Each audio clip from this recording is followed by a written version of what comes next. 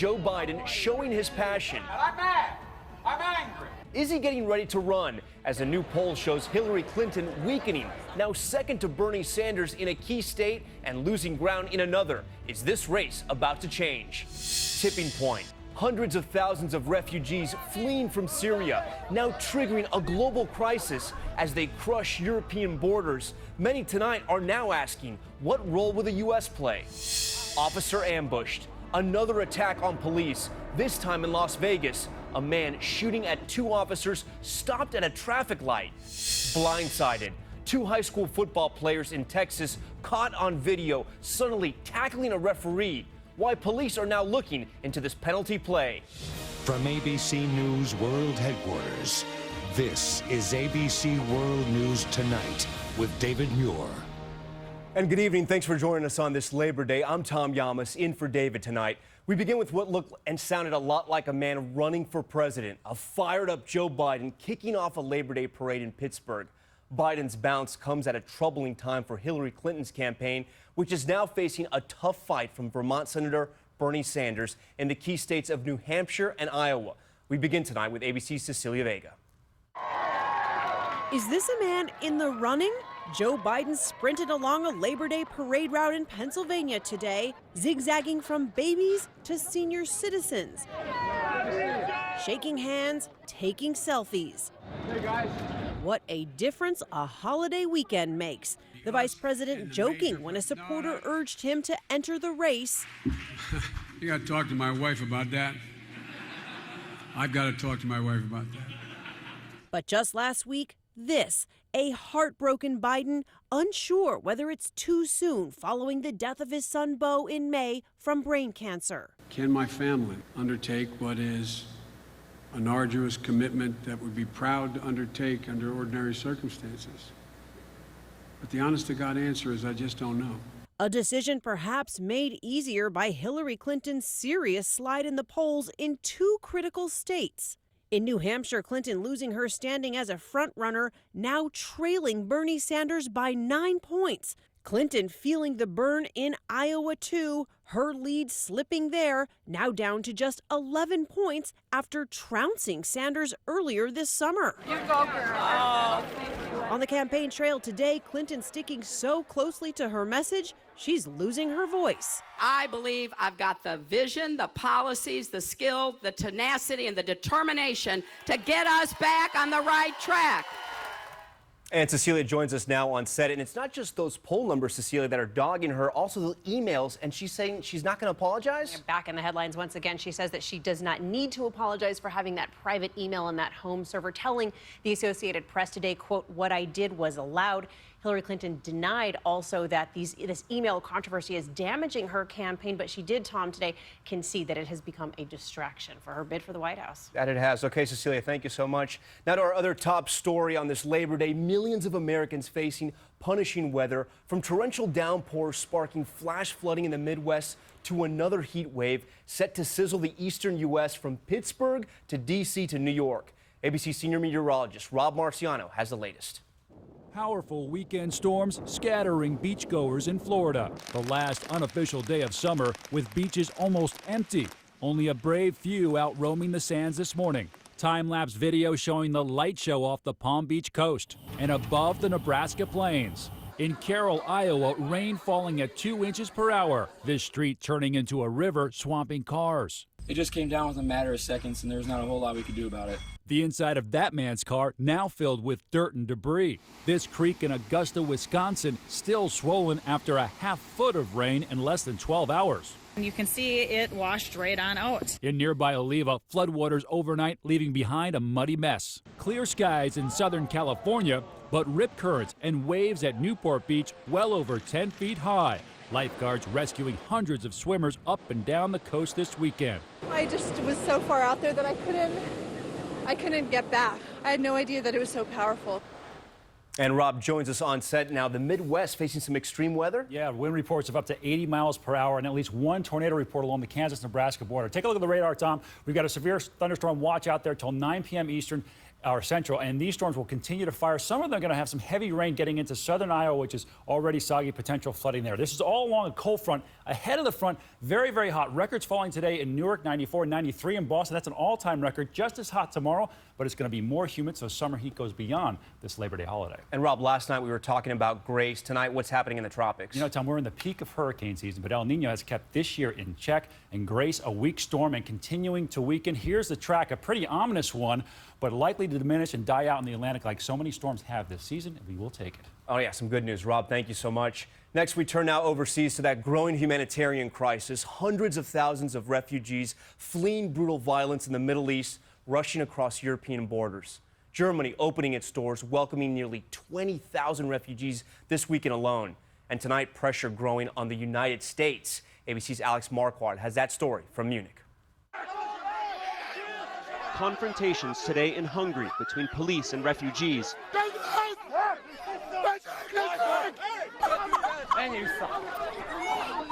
And in Greece, the waves of people keep on coming. It's on biblical proportions. You know, the people are coming quicker than we can load them. More than 20,000 arriving in Germany in the past 3 days. Big smiles as they're warmly welcomed. Chancellor Angela Merkel says Germany is ready to take in 800,000 people this year and has urged other European countries to step up. Those who just arrived are immediately placed in makeshift shelters. This was a Volkswagen dealership that just in the past few days has been converted into a refugee center. Over here is the medical area for anyone who needs treatment. Back here, a playroom for the kids. And then out here in the main room, mountains of clothes that have been donated by residents of Munich.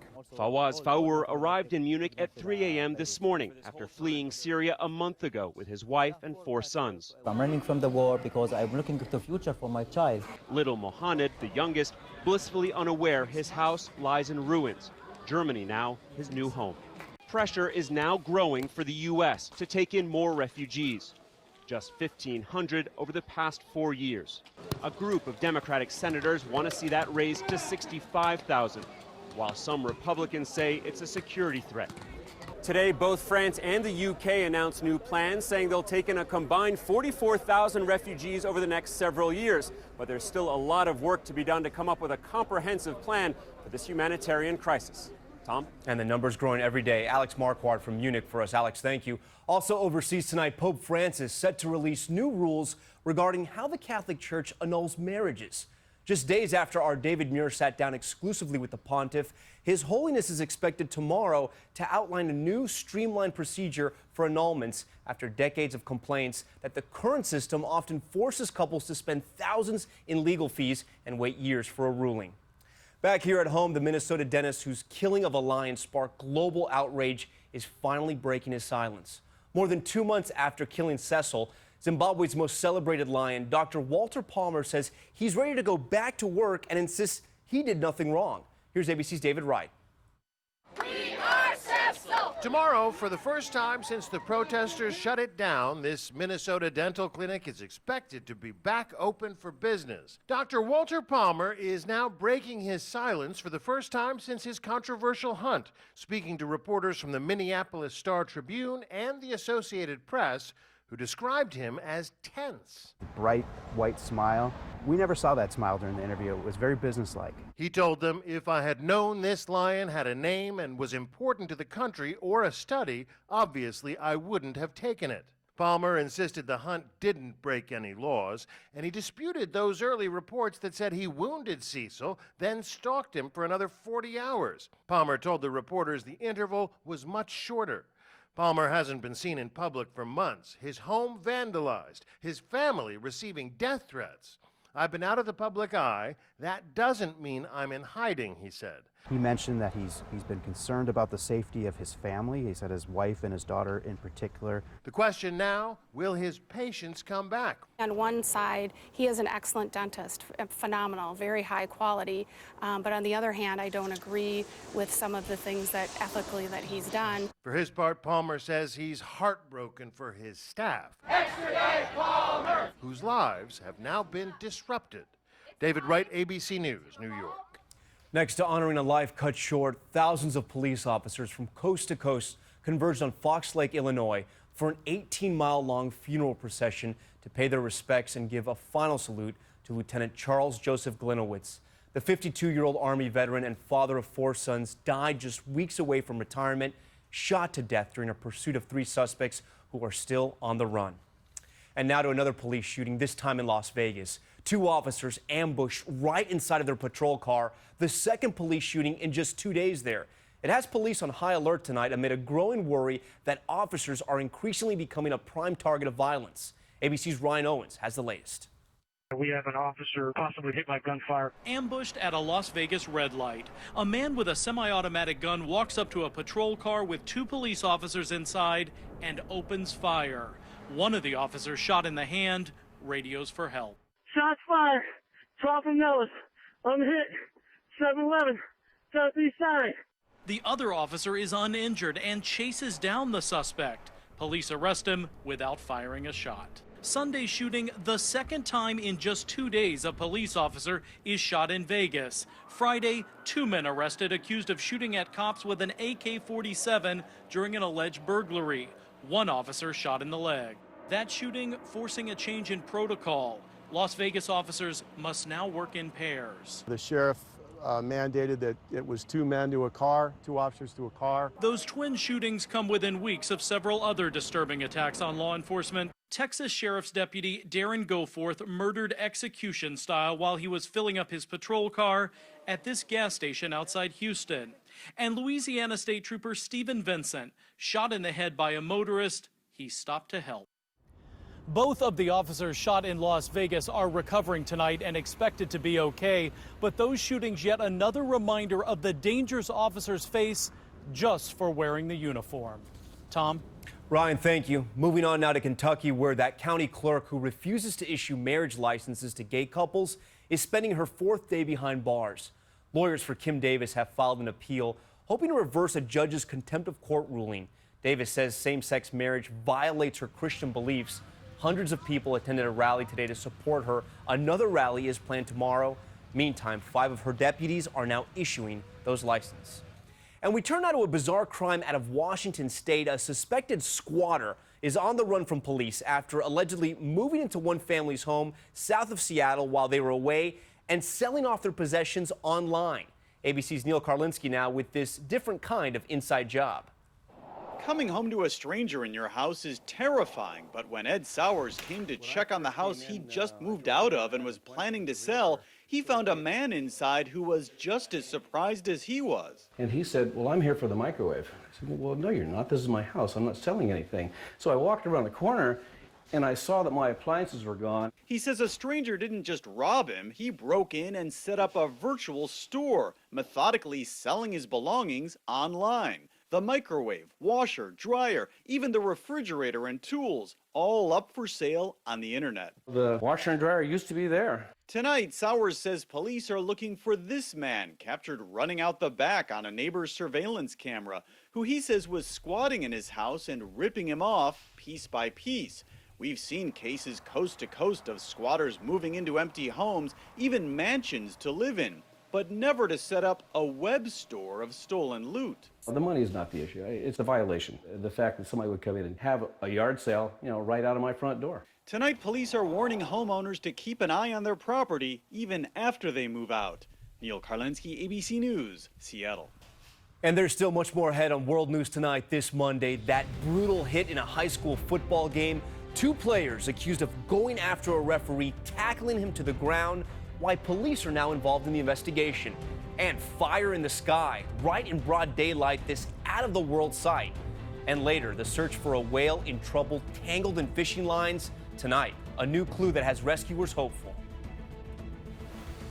What do a NASCAR driver, a comedian, and a professional golfer have in common? We talked to our doctors about treatment with Xarelto. Xarelto is proven to treat and help reduce the risk of DVT and PE blood clots. Xarelto has also been proven to reduce the risk of stroke in people with AFib, not caused by a heart valve problem. For people with AFib currently well managed on warfarin, there is limited information on how Xarelto and warfarin compare in reducing the risk of stroke. I tried warfarin before, but the blood testing routine and dietary restrictions had me off my game. Not this time. That was Xarelto. I'll have another Arnold Palmer. Make mine a Kevin Nealon. Really, Brian? Hey, safety first. Like all blood thinners, don't stop taking Xarelto without talking to your doctor, as this may increase your risk of a blood clot or stroke. While taking, you may bruise more easily, and it may take longer for bleeding to stop. Xarelto may increase your risk of bleeding if you take certain medicines. Xarelto can cause serious and, in rare cases, fatal bleeding. Get help right away for unexpected bleeding, unusual bruising, or tingling. If you have had spinal anesthesia while on Xarelto, watch for back pain or any nerve or muscle-related signs or symptoms. Do not take Xarelto if you have an artificial heart valve or abnormal bleeding. Tell your doctor before all planned medical or dental procedures. Before starting Xarelto, tell your doctor about any kidney, liver, or bleeding problems. Xarelto has been prescribed more than 11 million times in the U.S., And that number's growing. Like your guys' scores. With Xarelto, there is no regular blood monitoring and no known dietary restrictions. Treatment with Xarelto was the right move for us. Ask your doctor about Xarelto. You get a cold. You can't breathe through your nose. Suddenly, you're a mouth breather. Well, just put on a Breathe Right strip, which instantly opens your nose up to 38% more than cold medicine alone. Shut your mouth and say goodnight, mouth breathers. Breathe Right. When pain goes deep, I use Salonpas Deep Relieving Gel. This powerful gel rushes 3 pain fighters deep into my muscles. It's fast melting, quick absorbing, penetrating deep relief. Salonpas, powerful relief when and where you need it. Back now with a brutal hit on the football field that is now at the center of a criminal investigation. Video of the play shows 2 high school football players targeting one of the referees in a surprise and dangerous attack. ABC's TJ Holmes on the story tonight.